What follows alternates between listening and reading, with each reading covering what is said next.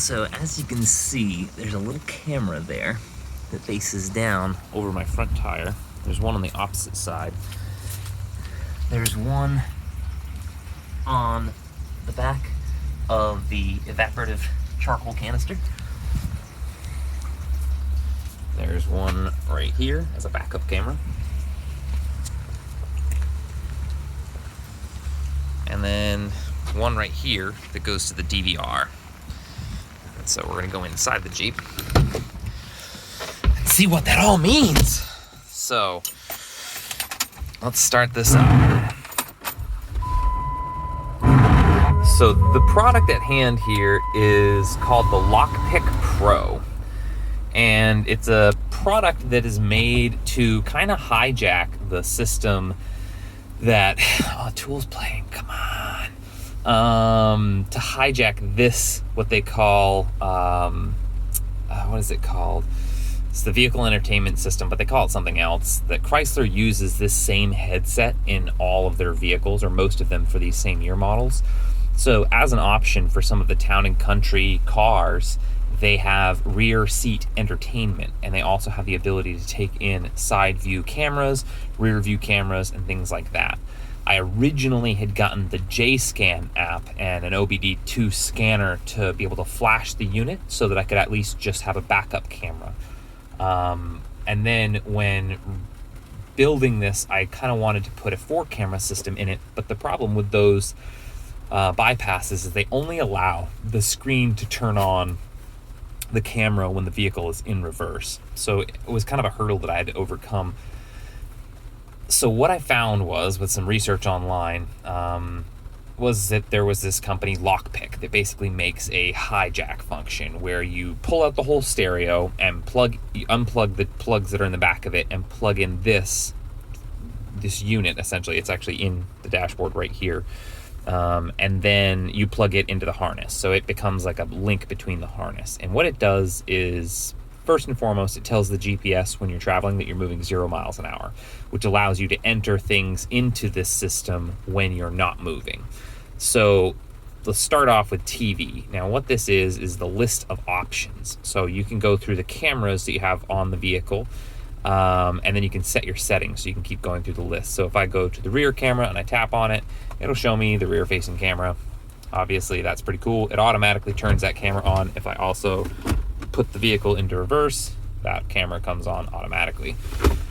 I also have the left front camera, and I put these over the tires just like I did in my old Jeep TJ, because I do off-roading sometimes on my own. As you can see, there's nothing there, and that's because the camera that I use has LED halos, and these are permanently lit, and it's illegal to have underglow or auxiliary lights underneath your vehicle, and those would basically be that. So what I've done is installed this little switch up here that once you press it, it lights up blue, and I'll take it off so you can see it here, and then tap it on, and boom, there's my front left tire, driver's side tire. And this allows me to obviously approach different obstacles and see what I'm approaching. And once I get the stubby bumper, I'll have a little bit better view, but essentially you can see everything within the wheel radius. So even if I turn the wheel, I can see everything in front of it on either side of it. And this helps me approach obstacles more appropriately when I'm wheeling by myself. So you have that side, you have the opposite sides, front, right. And I do have the underneath camera wired up. Unfortunately, one of my zip ties that I put on it didn't clip quite right. So what happened was I ended up melting part of the wiring harness for the central underneath camera, which allows me to see the front pumpkin or the front differential and both of the front tires at the same time. So basically it's there, but it's not there. I'll rewire it and then I'll show you that at another time. So then if you go through this, you can go through the different types of options that it can do. It can automatically turn on the underneath camera front facing when you reach under 8 miles an hour. So if you're approaching a slow obstacle, it'll automatically turn on. I turned off that feature, but I did turn on one feature that I do like, which is when you use your blinkers, as long as this is on, then that's my left blinker, automatically shows me that tire. So if I'm on the trail and I want to have to pop up that camera, all I have to do is hit my blinker and I can see anything that's on the side of that vehicle in front of that tire. And the same goes for the other side. I just throw the blinker on. That one's a little bit wet because it's raining outside. And then it shows me that tire. This also comes with a ton of other wild features that are pretty much unnecessary, but those are the auto turning on and off features here. You can just set each one of those, auto turned, auto over. Then LockPick has a couple of extra things. Add VES, which is the Vehicle Entertainment System, which allows me to put DVDs, which I have a DVD in here, and play them while I'm driving. So if I'm driving and being a good driver and my passenger wants to watch a movie while I'm driving, they can. But it also allows you to broadcast that which is being played in the front to the rear of the vehicle. And this gets a little weirder, but if I have the camera or the video from an RCA output, which is actually now over in this little panel behind that door there, I can actually run it and play whatever videos in the DVD on the rear screen. So it allows me to have a couple extra options for video entertainment while I'm in the vehicle, albeit these are wildly unnecessary options and not really practical in some cases. Like the TV and the video, I'll probably never use those features realistically. But I did wire, which they allow again, is another camera, which is in the front of the vehicle.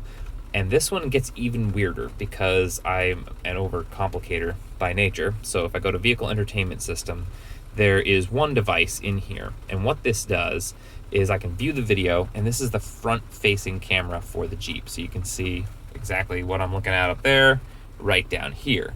But you'll notice that it says recording blinking right here because I took that input and I bought a DVR box that automatically turns on and records to an SD card. So in my vehicle, anytime I turn the engine on, the video camera on the front of the vehicle starts recording on an endless loop to this, and it will then start re-recording over the oldest file on the SD card. But I can always pop that SD card out and slide it into an adapter in the bottom of my phone, watch any of the video that I have. So if anything happens, if you're ever in an accident or witness an accident or just need that footage, you have that. But you also kind of use it for like approach angles, but it's not as practical as the side tire options are. But needless to say, I think it's about $280 for this option. There is a higher end option of the LockPick accessory. However, that one allows you to stream video from your phone and all sorts of other interfacing with your phone. And I think it allows some additional cameras. However, I don't need that many. Even this was just extra because I was able to. I added the front-facing DVR camera, but I was really in it for the rear backup camera and the two side cameras over each of the tires. The one on the very bottom of the vehicle is really good. Your skid clearance is really important to know if you're going to smash your transmission oil pan, because that can be the end of a good day. But otherwise, everything else is pretty safe. But again, really the reason I got it was I can just put my blinker on and boom, I can see my tire as clear as day, everything that's happening around it. And I'll even drive a little bit so you can kind of see what that looks like as the blinker turned off because I turned the wheel. But yeah, you can actually see as I approach obstacles. This is the end of my driveway here, and there's a little bump, so this will be a great demonstration. You can see that drop off right there, and I can go right over it nice and slow. But that is the LockPick system for your Jeep. It's really awesome. I would definitely recommend it. If you do use the lights that are lit, obviously get a kill switch for them because it is illegal to drive with those on.